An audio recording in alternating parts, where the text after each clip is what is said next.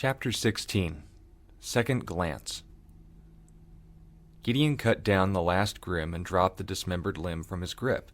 He watched it curiously as it finally returned to ash after he had let it pass from his fingers. The mist faded from his eyes and found them fluttering. With a groan he let himself down to the ground and started adjusting his armor. His scroll began to buzz and he held it up to his ear. It wasn't sleep, but at least it was rest. The distraction helped his anxious mind and allowed the recording to play. The instructor's voice was level and low, and he appreciated the candor even at his own expense that he presented his offer. "You've given us plenty of intel and the professor enough reason to make his offer. Please return to the school. We'll have food waiting." Gideon wasn't normally drawn by food, but the exertion was risking more than just injury. His mind began to wander as he came as close to sleep as the sword allowed him to. Brief images of Havilah laughing as she outran him, or her taunts as they left from fatigue and physical training passed through his mind.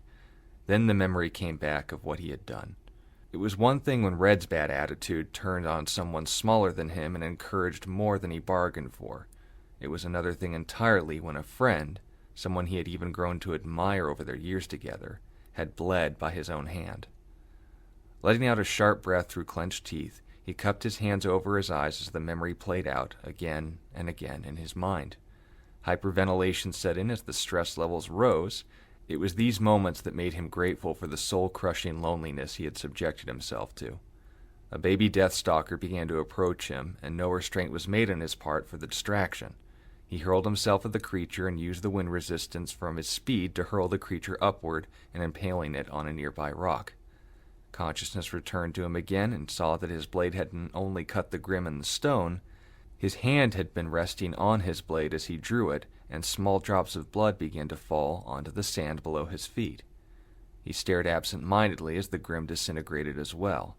The ash apart from his own eventually drew back his attention and forced him to continue moving. He hadn't decided if he was actually going to go back, but he was hungry. That would be enough reason for now. Daniel continued to pore over the books as Olivia occasionally glanced over his shoulder at his notes. "What do you think of all this, Leia?"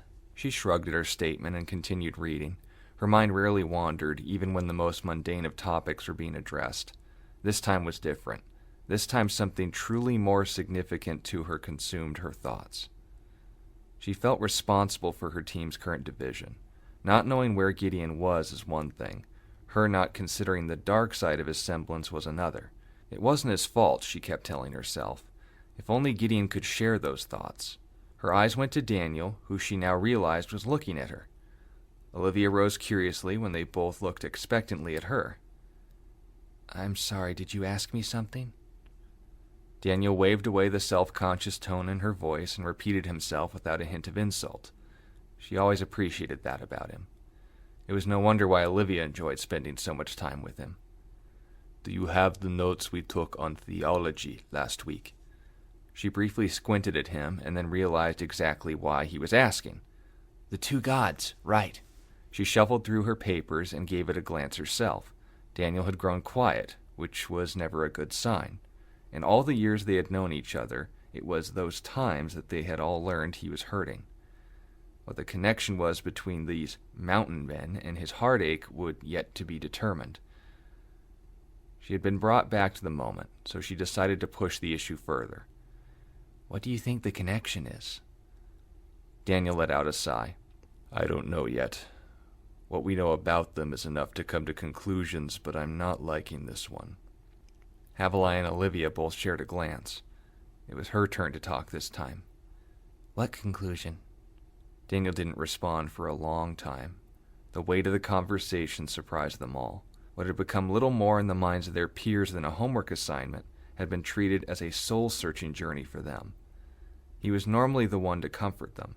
Now they found themselves grasping at straws, offering him anything in return. He finished the last page of the text and set the copy down. He met eyes with Olivia directly, and the intensity found there almost frightened her. "I don't think he's wrong." Another long pause filled the room as he rose to his feet.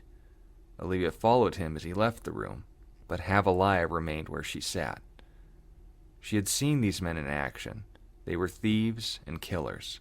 What they followed seemed worse. It had given them an outlet to their baser instincts, to the level that when the core of their intentions for others had been seen firsthand, it ripped them all to pieces. The Grimm had always been a factor to consider in daily life, but all living things found common purpose in opposing them. She took it for granted as to why. She shuffled over to Daniel's notes and saw her thoughts were being shared. One God, one definition of good. Two gods. Two footsteps nearby caused her to twitch, and she rose to her feet. The weight of the steps made her curious. There was something familiar about their gait. A caution, but certainty of purpose.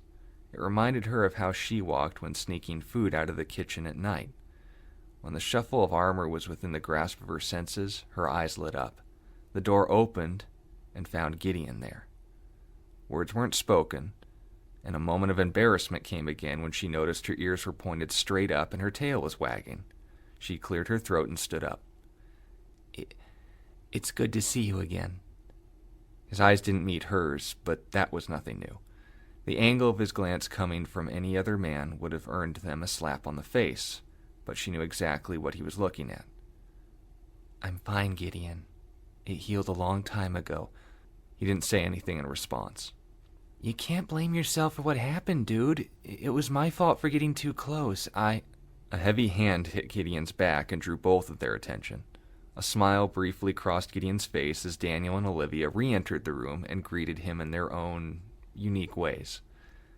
Gideon still hadn't said anything, but Daniel kept his hand on his shoulder as he refreshed him on everything he had missed.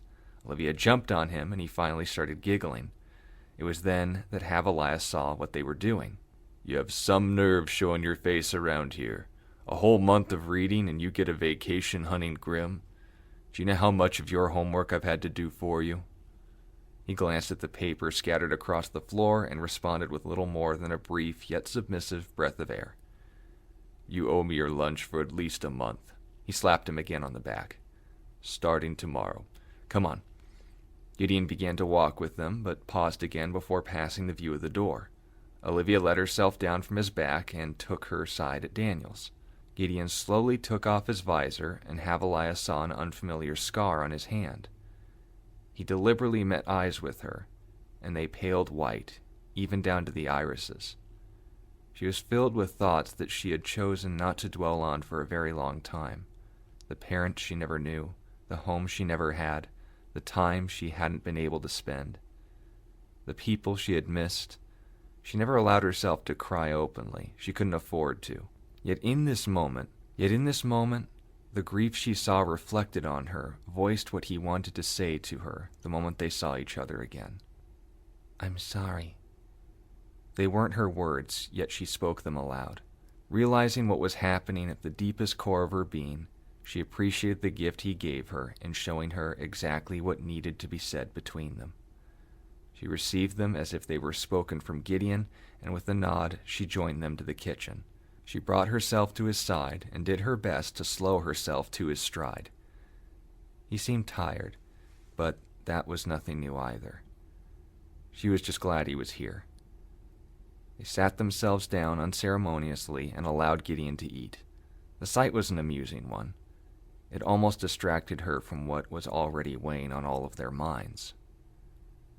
Two goods, she mumbled quietly to herself.